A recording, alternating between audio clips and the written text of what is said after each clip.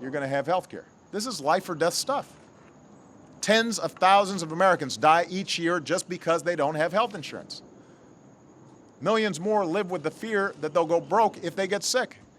And today we begin to free millions of our fellow Americans from that fear. Already, millions of young adults have been able to stay on their parents' plans until they turn 26. Millions of seniors already have gotten a discount on their prescription medicines. Already, millions of families have actually received rebates from insurance companies that didn't spend enough on their health care. So this law means more choice, more competition, lower costs for millions of Americans. And this law doesn't just mean economic security for our families, it means we're finally addressing the biggest drivers of our long-term deficits. It means a stronger economy. Remember, most Republicans have made a whole bunch of predictions about this law that haven't come through. There are no death panels. Costs haven't skyrocketed. They're growing at the slowest rate in 50 years. The last 3 years since I signed the Affordable Care Act into law are the 3 slowest rates of health spending growth on record. And contrary to Republican claims, this law hasn't destroyed our economy. Over the past 3.5 years, our businesses have created 7.5 million new jobs. Just today, we learned that our manufacturers are growing at the fastest rate in 2.5 years. They have factored in the Affordable Care Act. They don't think it's a problem. What's weighing on the economy is not the Affordable Care Act, but the constant series of crises and the unwillingness to pass a reasonable budget by a faction of the Republican Party. Now, like every new law, every new product rollout, there are going to be some glitches in the sign-up process along the way that we will fix. I've been saying this from the start. For example, we found out that there have been times this morning where the site's been running more slowly than it normally will. The reason is because more than 1 million people visited healthcare.gov before 7 in the morning. To put that in context, there were 5 times more users in the marketplace this morning than have ever been on Medicare.gov at one time. That gives you a sense of how important this is to millions of Americans around the country. And that's a good thing. And we're going to be speeding things up in the next few hours to handle all this demand that exceeds anything that we had expected. Consider that just a couple of weeks ago, Apple rolled out a new mobile operating system. And within days, they found a glitch, so they fixed it. I don't remember anybody suggesting Apple should stop selling iPhones or iPads, or threatening to shut down the company if they didn't. That's not how we do things in America. We don't actively root for failure. We get to work, we make things happen, we make them better, we keep going. So in that context, I'll work with anybody who's got a serious idea to make the Affordable Care Act work better. I've said that repeatedly. But as long as I am president, I will not give in to reckless demands by some in the Republican Party to deny affordable health insurance to millions of hardworking Americans. I want Republicans in Congress to know these are the Americans you'd hurt if you were allowed to dismantle this law. Americans like Amanda, Nancy, and Trinace, who now finally have the opportunity for basic security and peace of mind of health care just like everybody else, including members of Congress. The notion that you'd make a condition for reopening the government that I make sure these folks don't have health care, that doesn't make any sense. It doesn't make any sense. Now, let me make one closing point. This Republican shutdown threatens our economy at a time when millions of Americans are still looking for work and businesses are starting to get some traction. So the timing is not good. Of course, a lot of the Republicans in the House ran for office 2 years ago promising to shut down the government, and so apparently they've now gotten their wish. But as I've said before, the irony that the House Republicans have to contend with is they've shut down a whole bunch of parts of the government, but the Affordable Care Act is still open for business. And this may be why you've got many Republican governors and senators and even a growing number of reasonable Republican congressmen who are telling the extreme right of their party to knock it off, pass a budget, move on. And I want to underscore the fact that Congress doesn't just have to end this shutdown and reopen the government. Congress generally has to stop governing by crisis. They have to break this habit. It is a drag on the economy. It is not worthy of this country. For example, one of the most important things Congress has to do in the next couple weeks is to raise what's called the debt ceiling. And it's important to understand what this is. This is a routine vote. Congress has taken this vote 45 times to raise the debt ceiling since Ronald Reagan took office. It does not cost taxpayers a single dime. It does not grow our deficits by a single dime. It does not authorize anybody to spend any new money whatsoever. All it does is authorize the Treasury to pay the bills on what Congress has already spent. Think about that. If you buy a car and you've got a car note, you do not save money by not paying your car note. You're just a deadbeat. If you buy a house, you don't save money by not authorizing yourself to pay the mortgage. You're just going to be foreclosed on your home. That's what this is about. It is routine. It is what they're supposed to do. This is not a concession to me. It is not some demand that's unreasonable that I'm making. This is what Congress is supposed to do as a routine matter. And they shouldn't wait until the last minute to do it. The last time Republicans even threatened this course of action, many of you remember, back in 2011. Our economy staggered. Our credit rating was downgraded for the first time.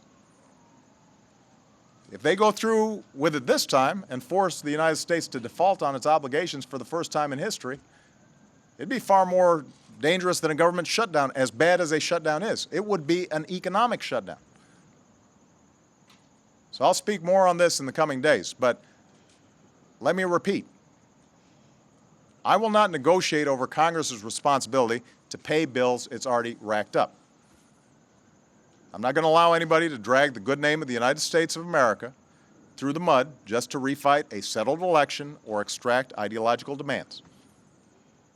Nobody gets to hurt our economy and millions of hardworking families over a law you don't like. There are a whole bunch of things that I'd like to see passed through Congress that the House Republicans haven't passed yet. And I'm not out there saying, well, I'm going to let America default unless Congress does something that they don't want to do. That's not how adults operate. Certainly, that's not how our government should operate. And that's true whether there's a Democrat in this office or a Republican in this office. Doesn't matter whether it's a Democratic House of Representatives or a Republican-controlled House of Representatives. There's certain rules that everybody abides by because we don't want to hurt other people just because we have a political disagreement. So my basic message to Congress is this: pass a budget, end the government shutdown, pay your bills, prevent an economic shutdown. Don't wait, don't delay, don't put our economy or our people through this any longer. I'm more than happy to work with them on all kinds of issues. I want to get back to work on the things that the American people sent us here to work on: creating new jobs, new growth, new security for our middle class. We're better than this. Certainly the American people are a lot better than this. And I believe that what we've accomplished for Amanda and Nancy and Trinace and tens of millions of their fellow citizens on this day proves that even when the odds are long and the obstacles are many, we are and always will be a country that can do great things together.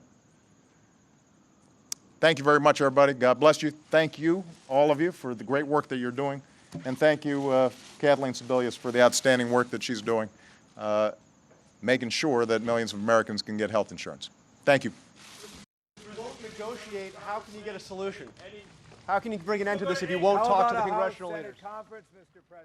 You've been watching live remarks from the Rose Garden of the White House by the U.S. President Barack Obama on day one of an economic shutdown. Obama saying to Congress, pay your bills or we'll have an economic shutdown, chastising Republicans for, as he put it, holding the entire economy hostage to satisfy their demands, end quote. It brings us to the subject of the France 24 debate.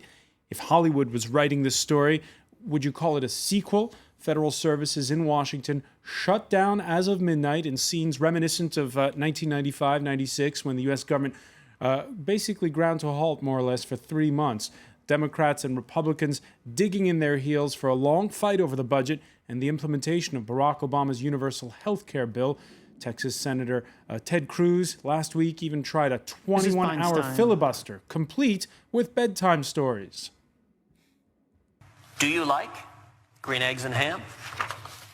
I do not like them, Sam I am. I do not like green eggs and ham. Would you like them here or there? Now, on this side of the Atlantic, there's the worry that the gridlock could extend beyond an October 17th deadline to raise the debt ceiling, thus threatening the U.S. recovery. Worry and charges here of political recklessness.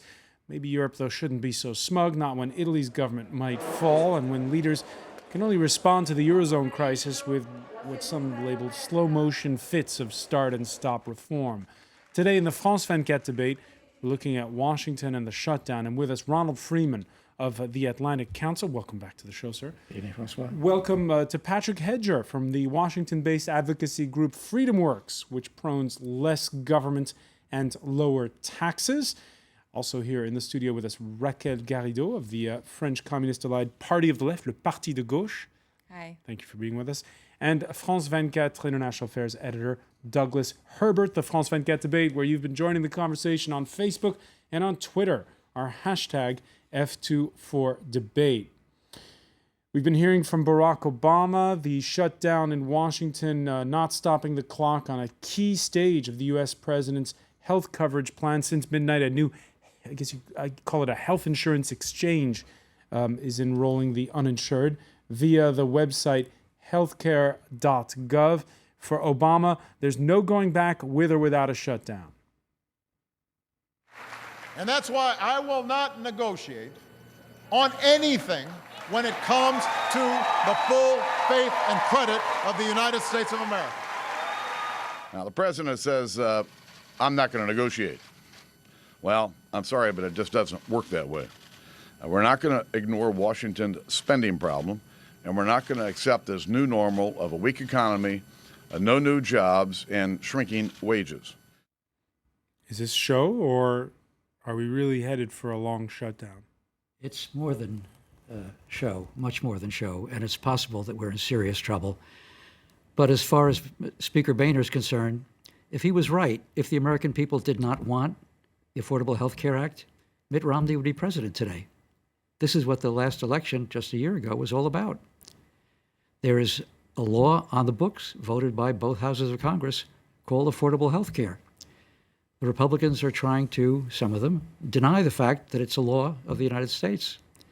They claim that Obama is applying it selectively. He's yielded to certain pressures having to do with problems of implementation, to which he referred. But if this rolls into default on U.S. government bonds, Treasury bills, then we have a mega problem on our hands. And the downgrade to AA by S&P 2 years ago becomes something very expensive for us. So that October 17th deadline for raising the debt ceiling, how important is it? Jack Lew says we won't get to the 17th. By the 14th, we will have problems repaying outstanding Treasury bills. So it could be sooner than that. Patrick Hedger, a Quinnipiac poll says 72% of Americans are against tying the new health care plan to the budget and to shutting down the federal government. What's your response to what Ron Freeman just said? Well, the way I look at it is that all that poll shows is that the progressive media in the United States is doing very effective playing defense for the president and Democrats in Congress. And to suggest really that we had a referendum on government micromanaged healthcare in the United States by putting Mitt Romney, the architect of government-run healthcare in Massachusetts, up against Barack Obama, the architect of government-run healthcare on a national level, that's not a referendum on government-run healthcare. So I don't think that election result speaks to the American people's conscience on this issue. Furthermore, the president has expressed that he's very concerned about hardworking Americans in this country. But adding another bill to our already overburdened debt isn't going to work. There are already 3 major entitlement programs in place that are said to take care of hardworking Americans, pay for their health care, and help take care of them in their time of need. But those programs are underfunded by trillions of dollars. Adding a 4th isn't going to help anything. But as the president said, this bill doesn't spend any federal money as such. It just tells people to go and sign up with a private health insurance company. Unfortunately, that's not true. The crux of the bill is allocating federal subsidies through the exchanges for people that are at 100% of the federal poverty line to 400% of the federal poverty line. There's quite a bit of federal spending. That's why there's also several taxes contained within the bill. So what's going to happen now as we head towards that October 17th, or as Ronald Freeman says, that October 14th deadline? Well, I think it's important to note that House Republicans have put forth a bill that fully funds the government and all of its obligations that would prevent a default and would prevent federal workers from being furloughed. The president and Harry Reid in the Senate rejected it. Now, last night, House Republicans put forward negotiators to enter into a conference with the Senate to work out their differences. That's what regular order in the U.S. government looks like. And Harry Reid in the Senate Democratic leader, has said no. They're the ones stonewalling this right now. So you're predicting that we have gridlock for some time to come? Well, I certainly hope that's not the case. But if Harry Reid and Barack Obama continue on this hard line, I don't think we're going to get anywhere. We have to remember that Harry Reid has been very unabashed about saying that his goal is single-payer health care in the United States. So his view of the Affordable Care Act is that this is already his compromise, and that's simply not going to cut it for the 60-some-odd% of Americans who don't want this law in place. All right, of course, this is not how it's being spun in a lot of other media outlets. The Republicans in Washington taking a bruising cue, the parody of the TV series House of Cards that's on the front page of this Tuesday's New York Daily News, with Republican Speaker John Boehner portrayed as the leader of Washington's cesspools, as they put it. A new word there, Douglas Herbert. Let me finish my chuckling over that headline. Actually, while you're finishing your chuckling, wearing the political bias we can turn to the on their inside pages, where, by the way, Yeah. not everybody within the Republican Party agrees. No. Yesterday's paper quoted from New York Congressman Peter King saying, the American people have a perfect right to think that the yahoos are running the show. He goes, books will be written about this someday, and about all of these Republicans living in a weird echo chamber where they think they have a monopoly on morality, politics, and even constitutional law, trying to undo something done by the entire government. That's a Republican congressman. And what's really interesting, we keep making this a Democrat-Republican issue, trying to paint it. It's easy for narrative purposes, this sort of black-white issue across the political spectrum with two very polarized parties, which they are. But it's also becoming an issue of polarization within the Republican Party itself. And you might wonder, there aren't too many liberal Republicans around anymore, or it's harder perhaps to find them, thin ranks. But when you talk about even moderate Republicans, a lot of them, even if they're not always admitting it publicly, feels if they've been taken hostage by a more fundamentalist, if I could use that word within the context of American politics, a more fundamentalist hardline streak within their own party. They're scared to go against, even though, yes, we've spoken a lot about Tea Party Republicans in the past, and no, they're not dominant in American politics, but they are very vocal, and a lot of more moderate Republicans, and if you want to use the word centrist Republicans, are very scared to go against that grassroots fundamentalist, the hardline sentiment in their party. They've seen in the past what have happened. You remember Bob Bennett in Utah, what have happened to certain long-standing, in some cases, Republicans who thought they were staunch Republicans, stood up for Republican values, but weren't conservative enough for that very vocal base. And they ended up losing elections in the midterms. Front page editorial of French broadsheet of record Le Monde chastises the Tea Party, quote, disowned by a majority of Americans, but whose elected officials are safe, their districts gerrymandered by Republican governors. Raquel Garrido, let me ask you, though, when you look at the coverage in the French papers of what's going on in the United States, does it hark back? There is a little bit of smugness, I notice. This sort of French saying that we always hear about how the Americans are just overgrown children. Yes, it is a little ridiculous when you look at the big picture. I have a tendency to think that what's happening in the United States is obviously on the front page about internal politics between Republicans and Democrats and about the next election. But the big picture, I think, is goes back to the subprime crisis and the fact that because of the bailout, the pressure by the financial sector on the budget and on the United States government is huge. And so you have many interests behind that. And so what you have today is that effectively a speculative attack that is being organized against the United States. And how could the Europeans be giving lessons to the Americans on how to react on speculative attack, because Europe is under speculative attack because of the subprime crisis, since the subprime crisis, and has dealt with that with very poor efficiency. What you have here is people that are effectively not having jobs, not getting their public services. So I think we just it's not fair to laugh at what's happening in the United States. It's serious though. We have to analyze it. Ron Freeman, as an American who happens to be in Paris, what do you think of the coverage as seen from over here of what's happening in Washington right now? Well, there's a certain amount of mystification. People are not understanding how laws that have been voted and passed cannot be funded.